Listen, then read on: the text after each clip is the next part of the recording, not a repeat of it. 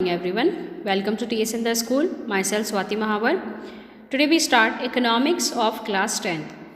We are doing chapter number 4, Globalization and the Indian Economy. This is the sixth part of this chapter, that is the last part of this chapter. 5 parts of this chapter will be completed. Come to the page number 68. We are starting this part with page number 68. Come to page number 68. Small producers compete or perish. For a long number of small producers and workers, globalization has posed major challenges. अब last previous video के अंदर मैंने आप लोगों को globalisation के बारे में बताया था. तो ग्लोबलाइजेशन से स्मॉल प्रोड्यूसर्स को सबसे ज़्यादा लॉस होता है. Raising competition. जैसे मैं एक स्टोरी बताती हूँ आपको रवि की. Ravi did not expect that he would have to face a crisis in such a short period of his life as industrialist. Ravi took a loan from the bank to start his own company producing capacitors in 1992 in Hosur, in an industrial town in Tamil Nadu. Capacitors are used in many electronic home appliances including tube lights, television, etc. Within 3 years, he was able to expand production and had 20 workers working under him. ठीक है. अब रवि नाम का एक person है जिसने क्या किया, बैंक से लोन लिया. 1992 के अंदर उसने कैपेसिटर्स बनाने का काम शुरू किया. अपनी खुद की इंडस्ट्री उसने लगाई, जिसके लिए उसने बैंक से पैसे उधार लिए, लोन लिया उसने. कैपेसिटर्स क्या होते हैं? इलेक्ट्रॉनिक आइटम्स के अंदर जो लगते हैं, अप्लाइंसेस के अंदर जो लगाए जाते हैं, वो क्या कहलाते हैं? कैपेसिटर्स कहलाते हैं. 3 साल के अंदर उसने अपना प्रोडक्शन एक्सपेंड कर लिया और 20 वर्कर्स उसने काम पर वहाँ पर लगा लिए. His struggle to run his company started when the government removed restrictions on imports of capacitors as per its agreement at WTO in 2001. उसने बहुत स्ट्रगल किया अपनी कंपनी को स्टार्ट करने के लिए, लेकिन जब गवर्नमेंट ने रिस्ट्रिक्शंस हटा दिए 2001 के अंदर, his main clients the television companies used to buy different components including capacitors in bulk for the manufacture of television sets. However, competition from the MNC brand forced the Indian television companies to move into assembling activities for MNCs. Even when some of them bought capacitors, they would prefer to import as the price of the imported item was half of the price changed by people like Ravi. ठीक है. अब MNCs start हो गई तो high technique appliances आने लग गए जिसके अंदर कैपेसिटर की ज़रूरत नहीं पड़ती थी. तो जिन कैपेसिटर्स की अगर ज़रूरत भी पड़ती थी तो दूसरी कंपनीज से, दूसरी कंट्रीज से कैपेसिटर्स वो मंगा लिया जाता था, क्योंकि वो जो थे सस्ते पड़ते थे. रवि का जो प्राइस था उस प्राइस से बहुत सस्ते पड़ते थे. Ravi now produces less than half the capacitors than he produce in the year 2000. अब क्योंकि उसके कैपेसिटर्स की इंडियन मार्केट के अंदर डिमांड कम हो गई, क्योंकि इंपोर्टेड आइटम इंडिया के अंदर आ चुका था जिसकी डिमांड बढ़ चुकी थी, तो उसका प्रोडक्शन भी क्या हो गया, कम हो गया. 2000 के अंदर जितना ईयर 2000 के अंदर जितना वो बनाता था उसका आधा वो प्रोड्यूस करने लग गया. And has only 7 workers working with him. ठीक है. पहले उसके साथ 20 लोग काम करते थे, अब क्योंकि प्रोडक्शन कम हो गया तो उसके साथ सिर्फ 7 लोग काम करने लगे. Many of Ravi's friends in the same business in Hyderabad and Chennai have closed their units. और उसी की तरीके से उसके जो फ्रेंड्स थे जो इस चीज़ का प्रोडक्शन करते थे, तो उन लोगों के भी जो प्राइसेस थे, जो भी प्रोड्यूसिंग था उनका वो सारा बंद हो चुका था और उनकी कंपनीज भी डूब चुकी थी, क्योंकि फॉरेन जो मार्केट जो था वो इंडिया के अंदर आ चुका था. तो जो छोटे मोटे जो प्रोड्यूसर्स होते हैं उनको क्या होने लग गया, लॉस होने लग गया, तो उन्होंने अपनी कंपनीज धीरे धीरे बंद करना शुरू कर दिया. Batteries, capacitor, plastic, toys, tyres, dairy product and vegetable oil are some example of industries where the small manufacturers have been hit hard due to competition. अब बैटरीज, कैपेसिटर्स, प्लास्टिक, टॉयज, ये सारी चीज़ें ऐसी हैं जो ज़्यादातर कौन प्रोड्यूस करता है, स्मॉल मैन्युफैक्चरर प्रोड्यूस करते हैं. तो ये जो स्मॉल मैन्युफैक्चरर्स जो हैं उनके सामने बहुत बड़ा कंपटीशन आ गया कि फॉरेन प्रोडक्ट इंडिया के अंदर बिकने के लिए आ गया था, जो क्या था, इनके प्रोडक्ट के कंपैरिजन में सस्ता था. Several of the units have shut down, rendering many workers jobless. बहुत सारे यूनिट्स जो थे क्या हो गए, बंद हो गए, शट डाउन हो गए थे। The small industrialist in India employ the largest number of workers in the country next only to agriculture. Small industries जो थी इंडिया के अंदर वो लार्जर नंबर ऑफ वर्कर्स क्या करती थी, लगाती थी, और नेक्स्ट ओनली टू एग्रीकल्चर। ठीक है, एग्रीकल्चर के बाद में जो छोटी इंडस्ट्रीज़ थी जिसके अंदर सबसे ज़्यादा वर्कर्स क्या करते थे, काम करते थे, यानी कि एग्रीकल्चर के बाद में जो एम्प्लॉयमेंट सबसे ज़्यादा अवेलेबल जो कराते थे वो कौन कराते थे, स्मॉल मैन्युफैक्चरर्स। समझ में आई आप लोगों को ये स्टोरी, इसका लॉस प्रॉफिट समझ में आ गया आप लोगों को। Now competition and uncertain employment. Globalisation and the pressure of competition has substantially changed the lives of workers. अब ग्लोबलाइजेशन के आने की वजह से और कंपटीशन का प्रेशर होने की वजह से लोगों की ज़िंदगियां क्या हो गई, बदल गई। Faced with growing competition most employers these days prefer to employ workers flexibly. This means that workers jobs are no longer secure. अब उनकी जॉब पहले क्या थी, फिक्स्ड थी, फिक्स्ड की जगह वर्कर्स की जॉब अब क्या हो गई, फ्लैक्सिबल हो गई, यानी कि जब उनकी ज़रूरत होती थी, जितनों की ज़रूरत होती थी उतनों को काम पे बुलाया जाता था, जब उनकी ज़रूरत ख़त्म हो जाती थी, काम ख़त्म हो जाता था तो उनको काम से हटा दिया जाता था। Let us see how the workers in garment export industry in India are having to bear this pressure of competition. अब एक गारमेंट कंपनी के बारे में बता रहे हैं यहाँ पे। यहाँ पर क्या होता है, large MNCs in the garment industry in Europe and America order their product from Indian exporters. अब बड़े बड़े जो MNCs होते हैं, जैसे कि गारमेंट इंडस्ट्री जो है, ठीक है, बड़ी जो MNC है गारमेंट इंडस्ट्री की, जैसे कि यूरोप और अमेरिका की, वो अपना प्रोडक्ट इंडिया के अंदर क्या करती है, एक्सपोर्ट करती है। These large MNCs with world wide network look for the cheapest good in order to maximise their profit. अब ये जो MNCs होती है वो अपना सस्ते से सस्ता प्रोडक्ट अपना निकालती है दूसरे कंट्रीज़ के अंदर, यानी कि सस्ते से सस्ते दामों के अंदर अपने प्रोडक्ट को दूसरे कंट्रीज़ के अंदर सेल कर देती है ताकि ज़्यादा प्रॉफिट कमा सके, ज़्यादा सप्लाई कर सके। To get these large orders Indian garment exporters try hard to cut their own cost. अब क्योंकि फॉरेन कंपटीशन आ गया इंडियन मार्केट के अंदर, तो इंडियन गारमेंट एक्सपोर्टर जो होंगे उनको फोर्सफुली अपने प्राइसेस क्या करने पड़ेंगे, कम करने पड़ेंगे, क्योंकि फॉरेन प्रोडक्ट के प्राइसेस यहाँ पे क्या हैं, कम हैं।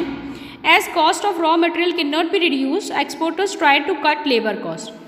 अब रॉ मटेरियल का कॉस्ट तो वो कम नहीं कर सकते हैं, रॉ मटेरियल तो जिस दामों में मिलता है उसी दामों में मिलता है, लेकिन यहाँ पर क्या कम कर दिया जाता है, लोगों के वेज रेट कम कर दिए जाते हैं। जो वर्कर्स यहाँ पे काम करते हैं उन वर्कर्स का वेज रेट कम कर दिया जाता है। Now they employ workers only on a temporary basis so that they have not have to pay workers for the whole year. अब टेम्परेरीली उनको बुलाया जाता है, जब काम होता है, काम की ज़रूरत होती है, उनकी ज़रूरत होती है तो उनको बुला लिया जाता है, जब काम खत्म हो जाता है तो उनको काम से हटा दिया जाता है। Workers also have to put in very long working hours and work night shift on a regular basis during the peak season. ठीक है, जब पीक सीज़न होता है, जब सीज़न का टाइम होता है तो वर्कर्स को बुलाया जाता है, उनसे एक्स्ट्रा काम कराया जाता है, पूरी रात उनसे काम कराया जाता है, नाइट शिफ्ट उनके लगाए जाते हैं, और जब काम नहीं होता तो उनको हटा दिया जाता है। Wages are low and workers are force to work over time to make both end meals. और मजबूरी में वर्कर्स को रात को भी काम करने को तैयार होना पड़ता है, पूरे दिन लॉन्ग आवर्स तक उनको काम करना पड़ता है ताकि कुछ वो कमा सकें। While this competition among the garment exporters has allowed the MNCs to make large profit, workers are denied their fair share of benefit brought about by globalization. अब गारमेंट इंडस्ट्री के कंपटीशन की वजह से, MNCs के competition में आने की वजह से जो सबसे ज़्यादा जो लॉस हुआ वो किसको हुआ, वर्कर्स को हुआ। वर्कर्स जो थे उनको रेयर केसेस के अंदर भी, रेयर कंडीशंस के अंदर भी, सिचुएशंस के अंदर भी उनको काम करना पड़ा। समझ में आया आप लोगों को? अब ये जो दे रखा है गारमेंट वर्कर की जो स्टोरी है इसको आप खुद पढ़ लेना, ठीक है, इजी लैंग्वेज में है, you have to read this. Now come to the next page, that is page number 70। The conditions of work and the hardships of workers described above had come common to many industrial units and services in India. अब ये जो workers की जो condition है, जिन conditions में workers काम करते हैं, जिस सिचुएशन के अंदर वो लोग काम करते हैं, जिस एनवायरनमेंट के अंदर वो लोग काम करते हैं, तो ये सारी चीज़ें हमें कहाँ देखने को मिलती है, सभी इंडस्ट्रियल यूनिट्स और सर्विसेज के अंदर। यानी कि इंडिया के अंदर ज़्यादातर इंडस्ट्रीज़ के अंदर यही सीन चलता है। Most workers today are employed in the unorganised sector. ठीक है, बहुत सारे वर्कर्स आज जो हैं वो किस में काम करते हैं, अनऑर्गेनाइज सेक्टर के अंदर वो लोग काम करते हैं। अनऑर्गेनाइज सेक्टर कौन सा हो गया, प्राइवेट सेक्टर जो होता है वो क्या कहलाएगा, unorganise sector. Moreover, increasingly condition of work in the unorganized sector have come to resemble the unorganized sector. बहुत सारे ऑर्गेनाइज सेक्टर जो हैं वो आज किसके अंदर आते जा रहे हैं, अनऑर्गेनाइज सेक्टर। ऑर्गेनाइज सेक्टर यानी कि गवर्नमेंट कंपनीज जो हैं वो आज क्या होती जा रही हैं, प्राइवेट होती जा रही है, प्राइवेटाइजेशन होता जा रहा है। आया समझ में। तो ऑर्गेनाइज सेक्टर किस में चेंज होते जा रहे हैं, अनऑर्गेनाइज सेक्टर्स के अंदर। Workers in the organized sectors such as Sushila no longer get the protection and benefit that they enjoy earlier. ठीक है, ऑर्गेनाइज सेक्टर में जैसे सुशीला काम कर रही थी तो उसको ज़्यादा टाइम तक वो प्रोटेक्शन और बेनिफिट नहीं मिला जो उसको पहले मिल रहा था। Now come to the next topic, the struggle for a fair globalisation. Fair globalisation, अच्छे ग्लोबलाइजेशन की जो स्ट्रगल किया गया। The above evidence indicates that not everyone has benefited from globalisation. ठीक है, अभी मैंने आप लोगों को बताया कि हर किसी पर्सन को, हर किसी इंडस्ट्रियलिस्ट को ग्लोबलाइजेशन का प्रॉफिट नहीं होता है। जो स्मॉल मैन्युफैक्चरर्स होते हैं उनको तो हमेशा ग्लोबलाइजेशन का लॉस ही होता है, उनकी कंपनीज ही बंद हो जाती हैं। People with education, skill and wealth have made the best use of new opportunity. On the other hand there are many people who have not share the benefit. बहुत सारे लोग हैं जिनके सामने तो अपॉर्चुनिटी भी आती है, नई अपॉर्चुनिटी, नया स्किल, नया वेल्थ उनको देखने को मिलता है, लेकिन बहुत सारे लोग ऐसे हैं जिसको किसी भी तरह का कोई भी बेनिफिट नहीं मिलता है। Since globalisation is now reality, the question is how to make globalisation more fair. Fair globalisation would create opportunity for all. ठीक है, ग्लोबलाइजेशन जो होना चाहिए फेयर होना चाहिए, जिसके अंदर सभी के लिए इक्वल अपॉर्चुनिटीज़ होनी चाहिए, and also ensure that the benefits of globalisation are share better. ठीक है, ग्लोबलाइजेशन के जो बेनिफिट्स होते हैं वो भी अच्छे, बेटर सभी लोगों के लिए होने चाहिए, सभी लोगों को अच्छे बेनिफिट्स मिलने चाहिए। The government can play a major role in making this possible. Its policies must protect the interest not only of the rich and the powerful but all the people in the country. Government को ऐसी policies बनानी चाहिए जिससे poor लोगों को ही नहीं बल्कि rich को भी उसका बेनिफिट हो सके। You have read about some of the possible steps that the government can take. For instance, the government can ensure that labor laws are properly implemented and the workers get their rights. कि labour laws जो हैं वो properly implement होने चाहिए, यानी time to time वो change होने चाहिए और वर्कर्स को जो राइट मिलने चाहिए वो राइट उनको मिलने चाहिए, जो राइट उनको उनका हक बनता है वो राइट उनको मिलने चाहिए। It can support small producers to improve their performance till the time they become strong enough to compete. ठीक है, सपोर्ट करें स्मॉल प्रोड्यूसर्स को भी ताकि वो भी कंपटीशन के अंदर आ सकें और अच्छा अपना परफॉर्मेंस कर सकें, अच्छा मनी अर्न कर सकें। If necessary the government can use trade and investment barriers.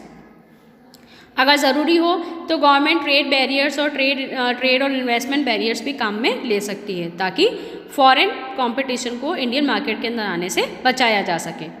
It can negotiate at the WTO for fairer rules. It can also align with other developing countries with similar interests to fight against the domination of developed countries in the WTO. ठीक है, WTO को भी fair rules बनाने चाहिए, fair rules बनाने चाहिए जिसके अंदर सभी कंट्रीज़ को अपॉर्चुनिटी मिले। ऐसा ना हो कि WTO सिर्फ अपॉर्चुनिटीज़ डेवलप कंट्रीज़ को ही दे, डेवलपिंग कंट्रीज़ और अनडेवलप कंट्रीज़ को भी अपॉर्चुनिटीज़ देनी चाहिए ताकि वो भी इंटरनेशनल मार्केट के अंदर अपना नाम बना सके। In the past few years, massive campaign and representation by people's organization have influenced important decision relating to trade and investment at the WTO. कुछ सालों के अंदर लोगों ने कैंपेन लगाए, ठीक है, पीपल ऑर्गेनाइजेशन बनाए लोगों ने ताकि WTO को WTO के डिसीजंस पे वो लोगों को बता सके कि WTO क्या डिसाइड करता है, WTO की क्या प्लानिंग है, क्या उसकी वर्किंग है। This has demonstrated that people also can play an important role in the struggle for fair globalization. ठीक है, लोग कैंप बना के समझाते हैं लोगों को कि WTO क्या है, क्या काम करता है, तो इस तरीके से क्या होता है, कंट्रीज़ को हेल्प मिलता है, वो भी स्ट्रगल कर सकते हैं ग्लोबलाइजेशन के खिलाफ। ठीक है, जब उनको पता ही नहीं होगा ट्रेड बैरियर के बारे में तो वो ट्रेड बैरियर के वेपन को कैसे यूज़ करेंगे। समझ में आया आप लोगों को। ये चैप्टर यहाँ पर कंप्लीट हो गया। This is the 6th part will be completed and this chapter will also complete. So read it carefully. Stay home, stay safe, and thanks for watching.